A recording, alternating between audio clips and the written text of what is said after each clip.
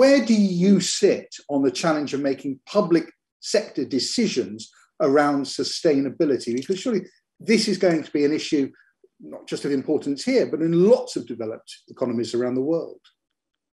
Well, it's critical, and it's not just about materials or services. It's also about public finances as well, because inevitably there isn't enough money in the Treasury coffers to do everything that we want to do and know that we need to achieve. We have to find other ways of doing that.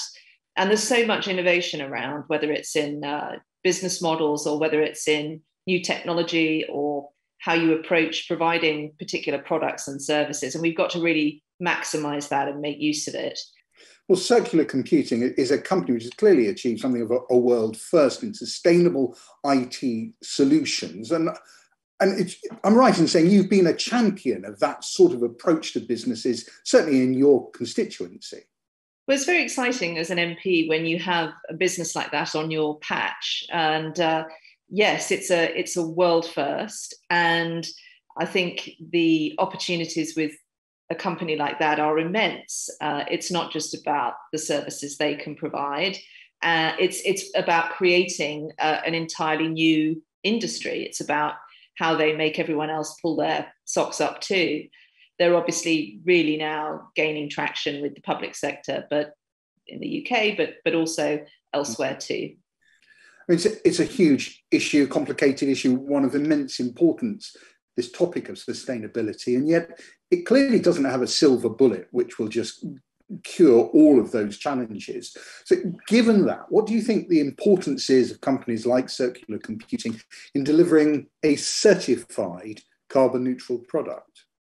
So I think it's absolutely critical. The more time I spend in government, the more I know government is not the answer to these things. Our job is to really help great science, great business, great ideas, and great people to innovate and to deliver those solutions.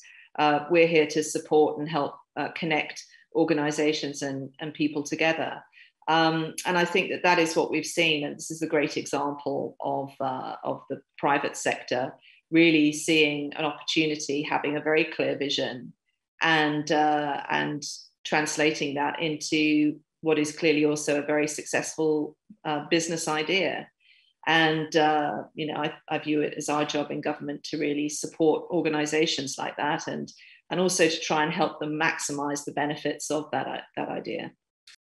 Do you think the global pandemic we are going through, which has shown how quickly problems arrive at people's front doors, sometimes quite literally, do you think that's changed people's perceptions and reaction to the climate crisis?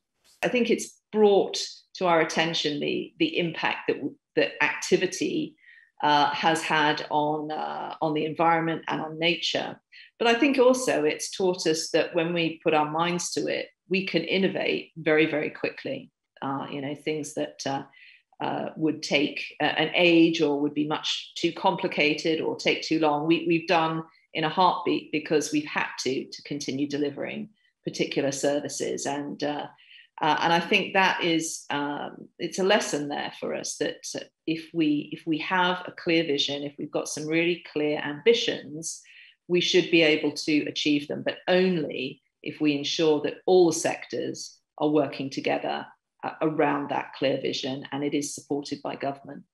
You're author of a book called Britain After the Storm, in which, amongst many other things, you talk about seeking to galvanise support from around the world and across political divides. Do you feel there is some sort of similarities or connections between the subject of the book and the challenge we face in the wider world with global warming? I think there is, because we know that governments around the world can't do this by themselves.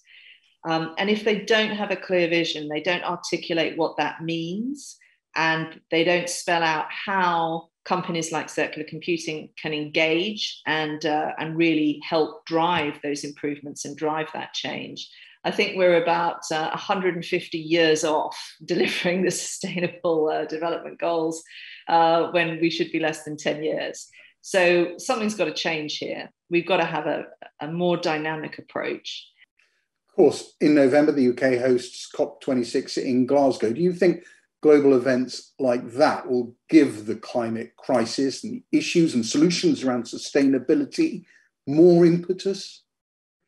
I think it will. I think that is often underestimated, how important that is, because people will be very focused on the negotiations between nations, how Alok Sharma has galvanized and negotiated with nations about their own commitments. But it's also a catalyst for trailblazer organizations like circular computing to be able to inspire, but also work with other businesses and other countries to really take up these, no-brainer, in my view, solutions. And I think that quite often you don't hear that so much in the political press, but actually that is a huge spin-off from any kind of conference like COP, and really is where some of, I think, the biggest differences will be made. You clearly see this as an important topic, but I'm trying to think in practical terms. What sort of steps do you think are needed to be taken in order to drive meaningful and timely change? Well, I think that targets are always helpful, but perhaps more importantly is some clarity around what we ought to think business should be doing, or other organizations should be doing at this time. So quite often people are thinking about social action or some kind of volunteering effort for their workforce. They're thinking about things they can do in their local community. Quite often they're not thinking about the kind of day-to-day stuff that their business does, that if they change the way they do it slightly could have a massive impact.